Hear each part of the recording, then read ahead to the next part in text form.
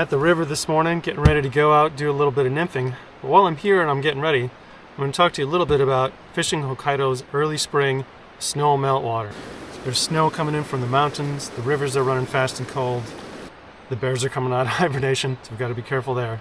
When my international clients come, when they arrive, they often think about the fishing in the summer when the fly fishing is there on the surface, when we have dry flies. So when they come in early spring, they think, maybe I'm too early. Maybe the river's a little bit too swollen, too fast, too cold. And they're not wrong on some of those counts. It is fast, it is cold, it is swollen, but in fact, that's also when some of the biggest rainbow trout move into the mainstream. If you saw my last few videos, you've seen the proof. Fish well over 50 centimeters fighting in heavy spring currents. And so I'm going to take you out on the river with me this morning and explain a little bit about that. During the snowmelt, the water is cold and visibility can be low, although occasionally you can get lucky and be in a clear stream. If that's the case, you can spot the fish and then approach it. This time of year, it's not about matching the hatch. There is no hatch, or rather there are some, but the fish aren't really targeting those. What the fish are doing is getting down deep. You have to aim for the slower seams where the water is hitting the friction of the bottom of the river. That slower seam is easier for the fish to swim in. It's an easy place for the trout to sit and wait for food to come to them. And that's what we're going to aim for. You want to be tactical with this. You want precise motion because you want it to look as natural as possible.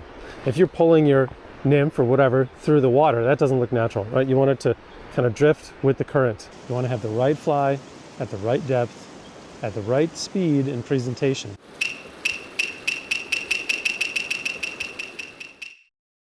The Hokkaido Purple Nymph size 10, large, dark silhouette. This is for the depth. Sometimes I also use a pink squirrel with a high-vis collar, size 10. This needs to get deep fast. The tungsten head on the squirrel gets me down there. But the purple michi is my favorite. Its black tungsten beadhead gets down fast. The egg pattern, size 12. Simple, classic, and incredibly effective in spring when so many species are spawning. I set up a double nymph rig. On the top, I use a natural pattern like the egg pattern. I also like using this fly because it has a barbed hook. A barbed hook is good because the clinch knot you tie will not slip off of the hook when you're casting or hauling in a big fish. I crimp the barb, and then I tie on a length of 20 to 30 centimeters of tippet. I tie on the tippet with an improved clinch knot. Why an improved clinch knot? Because it's very strong. In the summer, a simple davy knot will do, but with these larger fish in the spring, you need something that will hold. You then tie on the heavier, larger nymph to the bottom. In this case, usually it's the purple meech, but sometimes I do use the pink squirrel. Quick check to make sure that the knots are good and you're ready to go. Handle fish like this in this kind of current. Most people would reach for a heavy 6-weight carbon rod.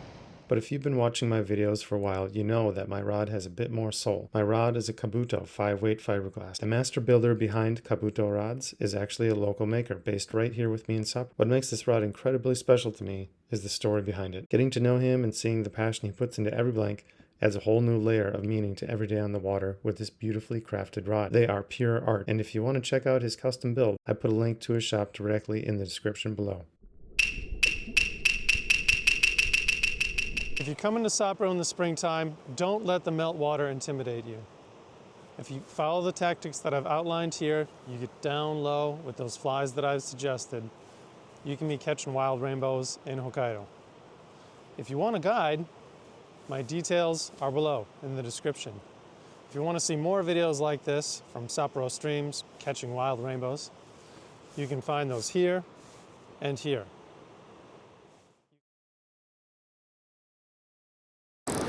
There he is, there he is. Ooh.